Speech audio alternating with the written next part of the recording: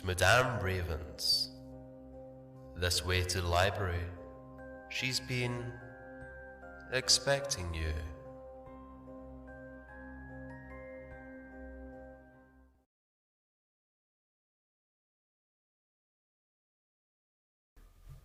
The Urban Fae, The Dragon Follies, Part 2. Our splinter force emerged from the portal in an old building in a dank alley, several blocks down from Sony's Topless Club. I would normally have sent them off and remained with the primary forces, but this operation required an interface with the Goofa Stalecti himself, so I had to tag along. Besides, we happened to render another surprise. The property crawled with gangland thugs and wannabes. We had decided to glamour ourselves for the next portion of the operation. I basically strutted up to the back door of the club with my dogs and my little friends who looked like large goons to the mortal arstards. The gnomon enjoyed that immensely.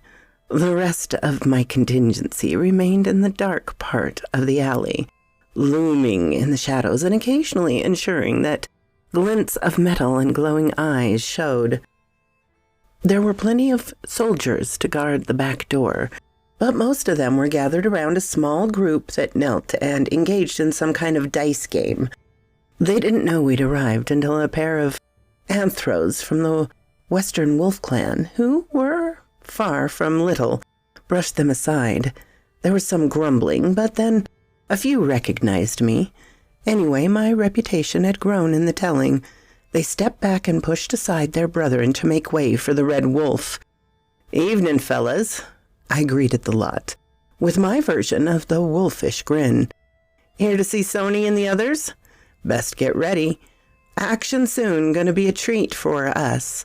The others were 3 other block leaders, each of whom had deals with Sony and had known him for many years. Yet they remained his friends. I recited to a brief, internal eye roll and grin. I assumed that a stoic expression outwardly once we'd crossed the threshold into the club. I'd glamour myself, a suit, but left in the tartan pattern of my actual garments. Anywhere else it would have looked strange. Here, it would look trashy cool. I sauntered up to the office door, where Papa Boo Boo stood on guard. The interior must be crowded with goons and bosses. He would know who was authorized to enter. "Hey, Papa Boo, looks like it's about that time. We're going to see some Biggie S, Mercedes, and all the rest?" The big man nodded solemnly. I wasn't sure if he was capable of speech that required a thoughtful response, but I looked forward to what he would do to Serpentine's goons. He opened the door, and we entered. The lair of Mr. Cool himself, Sony, the Magni. I couldn't do it. The Magni. I couldn't do it. Even in my mind it wasn't funny. He was simply too absurd. Still, he would pay his part in the night's festivities. "Gentlemen, my contingency has arrived. Is everybody ready? Everything in order?" Sony looked up through his shades. "Hey, Koi, Big Red Wolf. Yeah, we just talking about what we gonna do. You got enough to cover us and help us if we need it?" I gave him my fiercest wolf grin, another one I'd copied from Grandfather, whose title Sony had erroneously blended with mine. I hoped it was a good omen. I hoped to be at least half as good as my mentor at some point in my life. Plenty. A few are out by the alley door, the rest are close. So the snake turd will be ready for us. It wasn't a question, but he treated it like one. I knew he needed the ego boost and to appear authoritative in front of his allies. "You ready? At least he think he is." He gave a little chuckle of false bravado. I nodded. "You give the command if everybody agrees." I looked around at the other model citizens in the room. They were an interesting bunch, all dressed in loud, shiny suits with insane amounts of blingage, peacocking for a big night of violence. The air in the too close space reeked with the cloying scent of people who liked to bathe in cologne rather than in a shower. I was the only one in the room who didn't sport shades. My bling was better, as was the material of my suit and my bowler hat. There were nods of agreement with varied enthusiasm. I turned and walked out into the corridor. The intractable horde followed. I clearly led, despite what I'd said to Sony. I would not entrust that fool with the lives of others, even hood-rat gangsters. We set up our caravan and headed towards Serpentina's Mundania Pyramid Complex. It was rational to attack it so soon after eradicating Central Park. It's what any commander with the resources would do. Sony and his cronies absolutely believed it, and Shabil thought Serpentine would have anticipated it. I only hoped that he would have relaxed when we attacked elsewhere and that the other parts of my plan were already on the way. We'd face dragons, and we would need them. Sony had followed the plan and obtained some ground-to-air ordnances, but that alone wouldn't do it. Our own air assets would have to arrive and take command. By now, Serpentine would have augmented his aerial troops. He was, after all, part avian. This would be a hard-fought campaign. We sent around a large force, the way we had done so effectively in the past. They blasted the gates the same as last time. They were then supposed to remain in place, hunker down and keep the interior forces busy. An even larger group attacked the back door and the dumpster gate. Neither was a great entry point for an attacking force unless they had stealth on their side, which we did not. The choke points gave advantage to the defenders, yet it was the type of blunder an inexperienced commander might make, and we needed their side to pounce in response to our foolishness. Fortunately, I had allies who could carry off plots within schemes. I could as well, but they had real-world and other-world proficiency, earned over centuries of endeavors in field operations. I'd listened and learned and employed the intelligence network we'd developed. My strike group entered the complex by way of a portal. It had taken many days of observation to discover that he had used up far more positive serendipity than I would have preferred. But it just might work, if we only had some idea where it led. Our spies had found that the two larger Quetzal dragons that were now resided within were too large to use the dumpster gate. Instead, they made their forays by way of a rooftop, several miles in a direct line from the complex on the verge of downtown. It had a portal on top, and we believed that they used that to travel between the pyramid and the rooftop. The building was in the medical district, so flying craft was not out of place to the casual observer. There were life flight helicopters, and several private companies included helipads. We had to ascend the hard way, of course. I would not use the elevators after my experience at Fulshire Tower. We couldn't afford to get tied up with useless little fights, so we found a fire stairwell and worked our way towards the top. I should have realized that Serpentine would not leave such a route unguarded. Fubar had arrived. No goblins or trolls or other monsters sat in the stairwell, only an old empty MD 2020 wine bottle. It sat in the middle of the landing between flights of stairs. Any mortal who happened to come this way might kick it aside or dispose of it in a trash receptacle if they were willing to grasp its sticky sides. We didn't get the chance to do either. Smoke and light erupted from the top of the bottle, and an indistinct face formed within the cloud. I hoped that it was an illusion, a mere trick to fend off the faint of heart. Instead, the face glowered and spoke. "Fools! Who dares come to assail my master? You will perish. I give you warning and bid you to leave the way you have come. If you fail to do so, You will be rent and devoured as by a mad dog before you reach your destination." It sounded a little rehearsed, like some pre-recorded message on a cheap home security system, many of which I'd bypassed in my pre-Fey years. The face was well done, heavy like a bulldog, with hints of long teeth, though I expected it at any moment to be warned to ignore the man behind the curtain. I'd been cautioned about these beings, though, and I knew better than to trifle with them or to ignore their dignity. This was not a fight that could be won with arms and physical prowess. "Mighty Jinn, we give greetings. We have been wronged by your master and seek redress. We are prepared for conflict, but wish to resolve the issue with diplomacy." The face contorted into a visage of deep contemplation, as though it sincerely considered what I had said. It finally completed its subterfuge, likely meant to delay us while it warned others. "I see, and I am sure that my current master would wish no conflict. He is a most peace-loving being. You will tell me your name? I will send a message and give your greeting."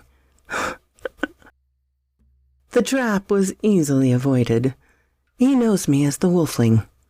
The face sneered like Winston Churchill chomping on a cigar, but resumed a neutral expression before it responded. "Your four-footed escorts give away the origin of that name. Unfortunately, you must answer more difficult questions before you are allowed to proceed. It is the way we sort the sincere from the mendacious." The face morphed into a mocking smile. "The more you take, the more you leave behind. What am I?" It was an old standard, but he'd sprung it on me as a trap, hoping I'd pay attention to his polite banter, and did not anticipate the beginning of the game. One of my reading hobbies had been riddles, and my training in Otherworld included the game of riddles. I was no Bilbo Baggins, but I could cipher out many such questions. It just so happened I had read this one years ago, in a book that my father had given me, probably borrowed from Mr. G. Footsteps. The face screwed up in anger, but it subsided quickly. "Do you perhaps have a question for me?" I knew what was required. "Can you name 3 consecutive days without using the words Monday, Tuesday, Wednesday, Thursday, Friday, Saturday, or Sunday?" This one was pretty easy. The image smiled and quickly responded. "Yesterday, today, and tomorrow." It pretended to think for a moment. "What has an eye but cannot see?" This one took me a moment. There wasn't exactly an hourglass, but we needed to get past this doorstop and get on with our mission. Then a line from an old song by Sting that mentioned a fat old man trying to get through the eye of a needle. The face had begun to take on a triumphant expression, but now collapsed into something like that of a being who had tasted a bitter draught. I threw one at him that might cause him pause, since his master incorporated so many. What stays the same size, no matter how much they weigh? He paused, but not for long. "Scales, they stay the same size, no matter how much they weigh." He chuckled. Number 3 would be the make or break. We'd move on to serious strife if I couldn't come up with the right answer. "As I was going to St. Ives, I met a man with 7 wives. Each wife had 7 sacks. Each sack had 7 cats. Each cat had 7 kids. Kids, cats, sacks, and wives. How many were going to St. Ives?" I had to restrain a grin. I hadn't read this one, and no one had come up with it. I thought I'd heard some similarly tricky ones. The idea was that I should count up all the kits, cats, sacks, and wives, yet the djinn did not know that in addition to being a voracious reader, I had a proclivity for old movies. One. That group is leaving St. Ives, and you are going the other way. I was a little disappointed that there hadn't been more of a challenge, but he looked sufficiently pissed that I knew I had to give him the wallop. Otherwise, we'd be in some serious trouble. The Jinn were weird, but powerful, and we had much still to do. You said you had only one question for me. I wonder how many I have answered for you. As I knew it would, I decided to take the question as my next riddle. 3. It screeched triumphantly. You asked it as a question, so it counts as your next riddle. I shook my head. 5. I also answered your question about my name and whether I had a question, perhaps for you. Take that, cheating Bagginses. He didn't like that. That was not part of the game, you. I interrupted. My question was how many questions I had answered for. Not since the game began. You were quite satisfied to infer that my tone meant that I had asked a riddle. Now you wish to hold me to a different standard? Please allow us to pass and continue our journey. It did not disappear or step aside. Instead, it seemed to grow, and its body sprouted beneath the ugly face that now grew downright hideous and slobbering.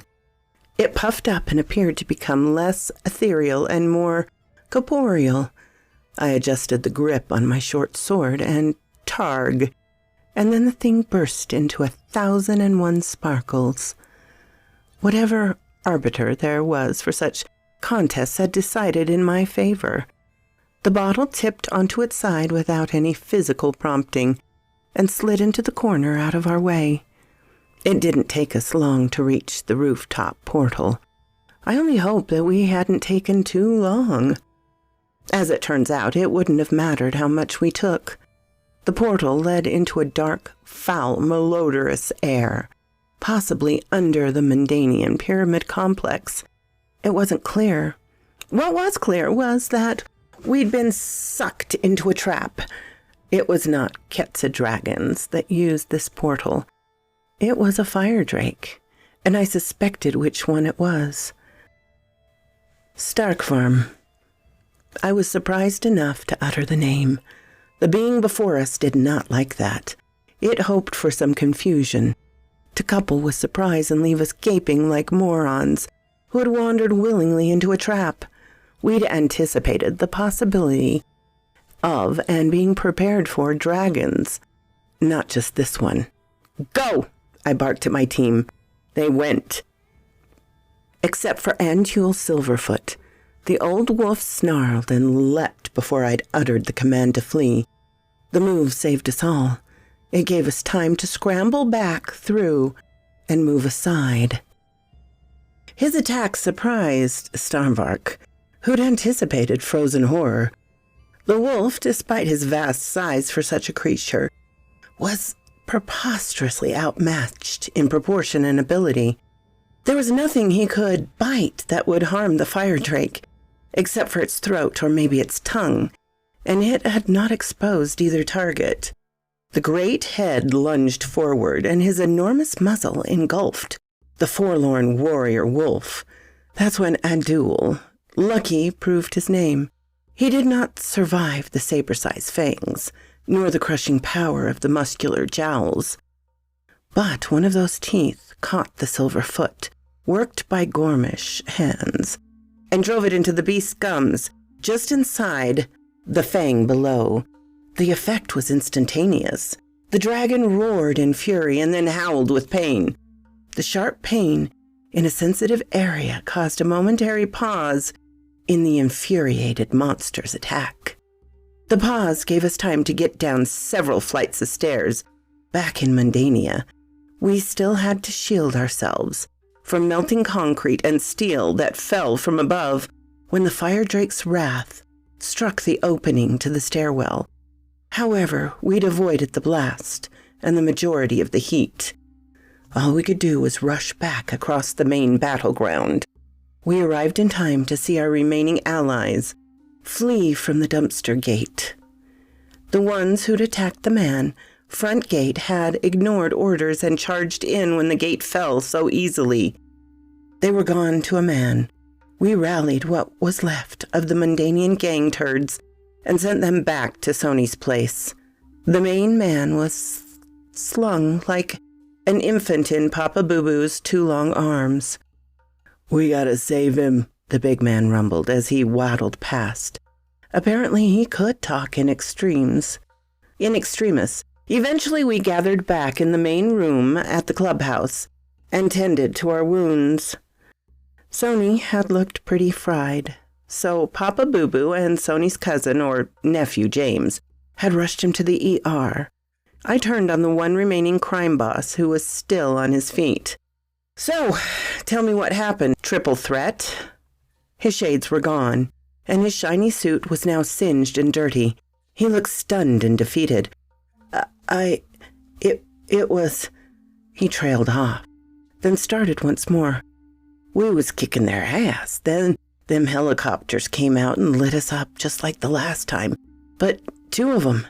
We got inside that long hall underneath the building, and then the doors opened up along both sides and bullets came in from all directions. We shot back, but we couldn't hide nowhere, couldn't run nowhere. Don't know how they hid them doors. Don't know how I got out, but when I did, them helicopters dropped some kind of fire on us. That's what hit Sony." I nodded. "So when we arrived, there were no helicopters. What happened to them?" He huffed. "This big old jet plane came over and sliced one of them in half. Then a bunch of drones hit the big one. They lit that sumbitch up. If they weren't so many of ours dead and hurt bad, I'd thought it was cool. Things fell onto the top of the pyramid, crushed the top and burned the rest. They took a bad hit with that. You saw the rest." He bent forward and shook his head. "You do that thing with the drones? Seems like something you'd do." I shrugged. The idea had been Sorcia's and mine. The units come by way of contacts with her dad's old military and contractor friends. Yet the expertise to make it happen had come from the Kitsune clan and their affiliates in Mundania. They'd hacked into the computer that made the drones. Mr. G had shown off to Sorcia. The plan was that all the drones would be stolen, armed, sent on a kamikaze-style mission against the Quetzal dragons. They'd worked perfectly, and the raid was, at least, a partial success. We had none left to use on the Fire Drake. But that was a fight for another day, or so I hoped. It was a Pyrrhic victory. We'd lost as many as they had in raw numbers, and the gangs would never work together after this disaster. If we didn't do something, Serpente would own the streets on this side with his own syndicate. We now needed to connect with our main force. There was still plenty to do before Samhain Eve. The bulk of our troops had entered through a large portal and traveled across town, glamored as a train. It was a long trek, but it had to have made Serpente wonder what we were doing. During the last part of the journey, they turned towards the Lake District and cast a gloom so that none without extraordinary abilities could see them at all. It was the same casting that the High Fae courts used during the Beltane and Samhain when they trooped through their mundane realm. The Samhain troop would be tomorrow night. We had only an hour before dawn in Otherworld, at least in the realm that was our target. To get things done, daylight and the rising sun would bring power to our enemies. Unusual among the dark powers, it would also be the deadline to cease hostilities for the Samhain troop of the High Fae. The casting of the gloom and the next great casting we would need were above and beyond the capabilities of any in our party. It had taken an intercession of Western Wolf King to make them possible. He was allowed to offer 3 such prizes in compensation for the invasion of his subjects' territory. His territory. He would have only one left by morning. Fae laws could get complicated. It seemed sometimes that they made them up for each situation as it occurred, very attuned to individual actions or inactions. I liked it. They made what we did or failed to do easier to defend. If I wasn't careful, I'd graduate from Fay Popo to Fay Ambulance Chaser. No thanks. I shuddered at the repulsive thought. I was back in the lead as we assembled on the shore of the lake. Sorsha and her team were in the water as part of the transport element. Both the seal and goose clans had waterborne allies. Between those and Wolf King's assistance, they had built a very temporary gateway to the underwater portal by which the Kelpie had transported Sorsha after the Hu Tao had kidnapped her. 6 months and a lifetime ago, I waved at my love's bobbing rayed head out among the waves. Even as Garen encouraged the chariot team to take the plunge, it was a deep one over damp ground, like the one of the old movies, but with water overhead another tunnel. The point of land overlooked a drop-off under the water that plunged directly into the deeper part of the lake. There were signs posted all around that warned, no swimming, no boating, no fishing. Buoys bobbed on the most placid waters and sported signs that proclaimed the same, local legends of missing swimmers and watercraft that helped to discourage adventurous mortals, mostly. Some of the stories were true, attested by the full belly of the Kelpie. The underwater portal was well guarded. We used the steep descent to gather momentum. The exit would be on land, a small spit of land at the end of the causeway in Serpentine's Pyramid Lake in Otherworld. We could cross the narrow causeway and arrive on one side of the complex. They would have plenty of warning, so we had to move swiftly. Goodrich had volunteered, and I'd accepted that he would burst through shortly before I did, after all. I was not invited. Arthmail would follow behind me as a backdrop of ferocity. I wished for a moment that I could film it from Serpente's perspective. The bursting charge would be better than any superhero movie.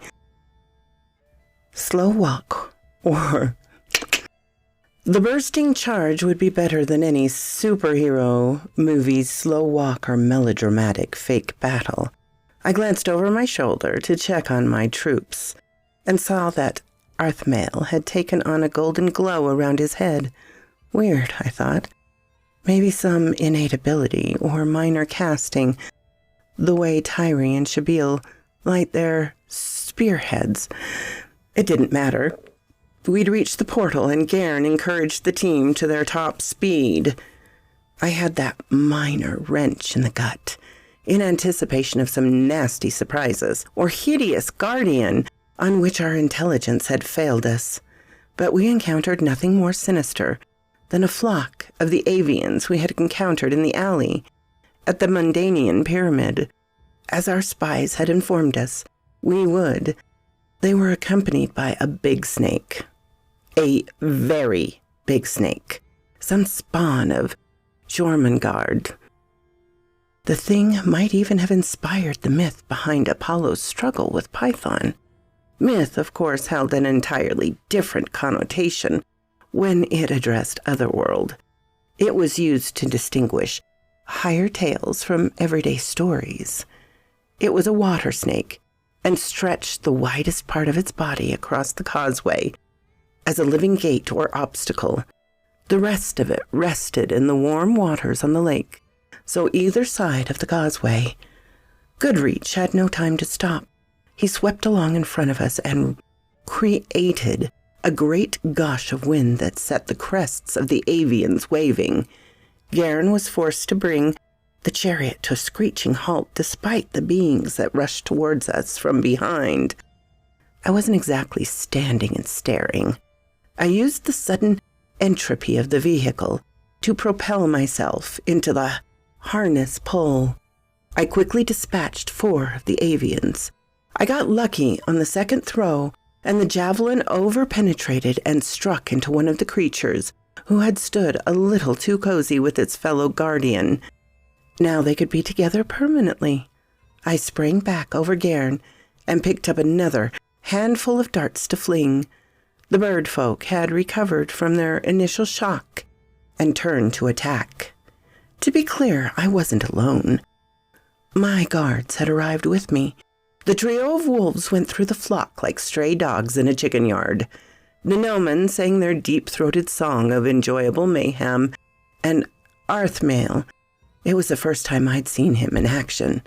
He waded around the causeway towards the end of the snake with the head, the big ugly mouth of the reptile gaping, and drove swiftly for the bearkin.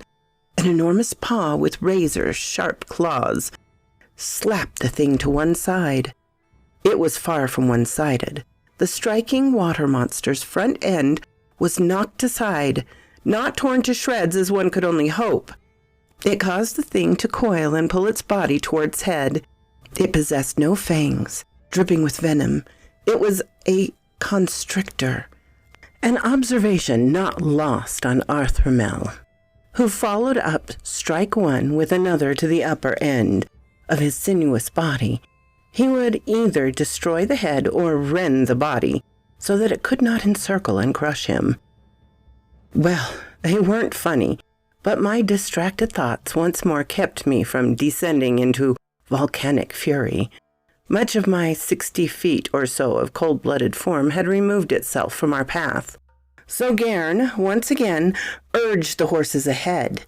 The pause had no doubt caused some confusion and piling in the ranks behind us.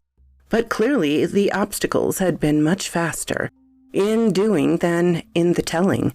We soon stomped towards the stepped pyramid that would soon gleam with the light of the rising sun and give Serpentine the advantage. Goodrich swirled on high, his airborne allies in his wake. They took on the various flying creatures proffered by Serpentine's mob. It was an impressive display of their air powers in opposition. Goodrich shifted even closer to the top of the pyramid, where a party of beings had begun their ascent up the west face towards the pinnacle and their intended rendezvous with the sacrificial altar. The greater sacrifice would be tonight to fend off the darkness of Samhain. Serpentine was dark-aligned, but he was the son of a sun god. They were powerful in daylight. More fey complications. There was no more time for anything close to rational consideration. We had to reach the scaled and plumed athro of Serpentine's regular army. They stood along the shore arrayed in disciplined ranks, while obsidian blades glimmered in the pre-dawn light. I was out on the pole once again. This time it was my job to take out the few of the front rankers, while Gairn turned the team and we raced along the line to disrupt more of our opponents. I practiced my backflip, and it came off impressively, as long as no one looked too closely. I cast my 6 remaining javelins and then began to take pokes at the soldiers with my war spear. It was like playing whack-a-mole with faces in lieu of plastic moles and a blade in place of a mallet. We reached the inevitable end of the line, too long a line for comfort, when they were all enemies intent on slaughtering us. We continued on for a distance and then circled back to attack their flank. One of the primary groups behind us, the Mac-Tier Moors, household troops, those with particular grudges, were set to hold the center while my group rolled up the flank. Instead, they plowed straight through and tore into either side of the breadth with ferocity that only those of wolf mind could produce. I later had time to consider what would have happened had the crumbling center of their line been a ruse to create a double envelopment. I would have had no way to see that if they did. The only solution would have been what our forces did, and turn to either side and tear the enemy to shreds. I had my own work to do. The soldiers were good. Those on the flanks reformed and faced us and extended the sidelines to ensure that we did not find a way to their rear. I was happy enough to kill complete troops. A twinge of conscience might occur should they die like sheep. A righteous fight meant the ability to sleep peacefully. I leapt from the pole and onto the shield of a particularly large fellow with a tall crest who had screeched commands to his comrades. Clearly a chieftain of some kind, I decided. I plunged the long blade spear into his throat and used my weight to pry off his head. Mostly. It took a little work to slice the remaining flesh. I dipped down and scooped up the head and tossed it back over my shoulder to the waiting Gairn, who stopped the team just out of reach of handheld weaponry. He caught it, hoisted it on his own spear to bob above as he retreated out of the missile range. My pack rent and roared to their heart's content, and the gnomon slammed into the lower bodies of the tall and proud Quetzalman. The wild geese warriors slammed into their upper bodies with the pole arms. For over the heads of the shorter folk, it was very effective to take on opponents who didn't know whether to guard their upper or lower extremities. They ended up guarding neither. The fawn squad guarded my rear and sent arrows thudding into bodies that the owners had probably thought safe in the press of bodies. We all reached a lull, and I glanced up at Goodrich and company. He gave a cry that indicated that they had completed our primary mission, the disruption of the sacrifice. The cry alerted our own signal corps, and we soon began to break off our assault and hurry back through the portal. The attack had been a resounding success, and I could not have been happier. I took in the sight of the sun as he, in the world, broke the horizon. There would be blood to greet him, but not what he expected. A burst of white light shone from the top of the pyramid. It was followed by a roar. It seemed that the sun did not physically devour the sacrificed. A very old and large Quetzal dragon did the honors. The top of the pyramid had opened somehow. A very old and very large Quetzal dragon did the honors. The top of the pyramid had opened somehow. There was no time to examine the process, and belched forth an enormous form that dwarfed even the largest of the beings we'd faced thus far. Fubar was there in small ways, and any battle was ultimately a snafu. This is proof that the Murphy had arrived in full glory, ready to reverse our fortunes. My poor mind whispered as my heart thudded in my chest. Most of the army had made it through the portal and back into the soon-to-be-closed gateway. Gairn swept up to retrieve me, and I leapt aboard. We rushed along our retreating line to encourage our troops to speed. We needn't have bothered. The sight of the great being that soared into the morning sky did more than any words I could have shouted. The only saving grace was that Serpenty's soldiers had been so impacted that they did not harry our trail. Our rushed folk must have created a pileup similar to that we'd experienced on entering the realm by pushing the others, already in the gateway, from behind. We reached the place where Arthmil and the big snake had torn into one another. I stepped off the platform and urged Gairn to continue. Our only chance was to clear the gateway before it closed and left us with a portal to the deepest part of the lake. He didn't argue, though I could tell he wanted to. I spared a moment to see what had become of the titanic combatants. The water swirled, and the front part of the snake twitched. It was headless, and the bulk of its body was sundered and floated in different directions. Arthmil had won, or had helped in doing so. I didn't have time for more study.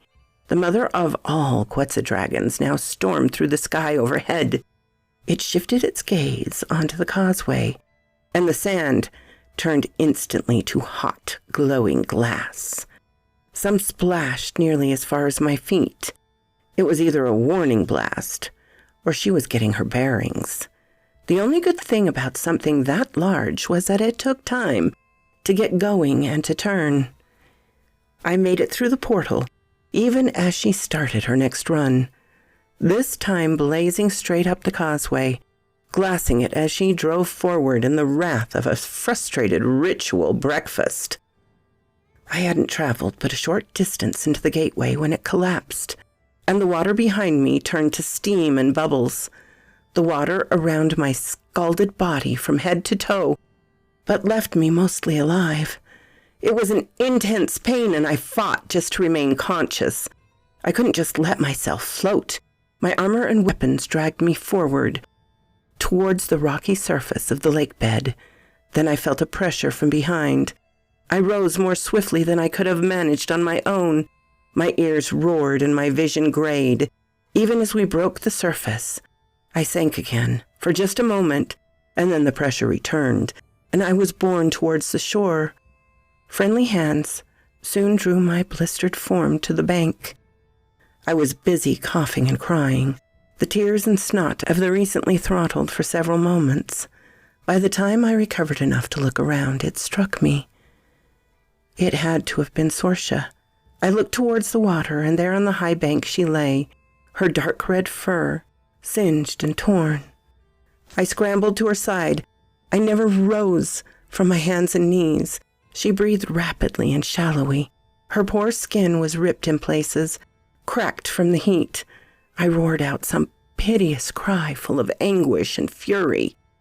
No physical manifestation could contain the grief and fear that struck me down to my soul. I looked down into her perfect eyes and saw only the face I had come to love, felt only the coppery tresses that had cascaded with wild abandon. She blinked at me and moaned. And then she slipped from this life. So quoth this raven. Dang it, no! Not cool, not cool. Beautiful story, Bear, thank you. But not cool, not Sorcia.